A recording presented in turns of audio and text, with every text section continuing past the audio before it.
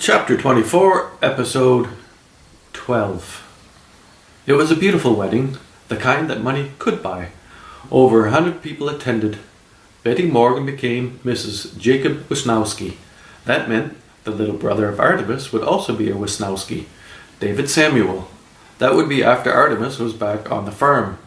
Artemis danced with her mother's new husband at the party.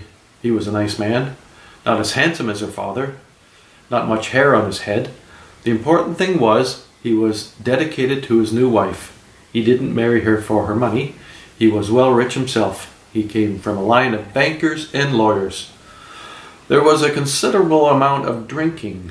Artemis had a sip of champagne to toast the bride and groom. The bride and groom left the party shortly after midnight and took a limousine to the airport to spend the night in a small suite. They didn't bother with extravagance. Their plane left the next morning at 7:30 for Rome. There they would enjoy 3 days, then fly to Vienna.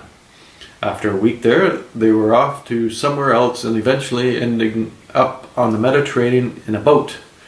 Artemis and Carla left at the same time and took a cab to Mr. Morgan's restaurant. He took them to his apartment.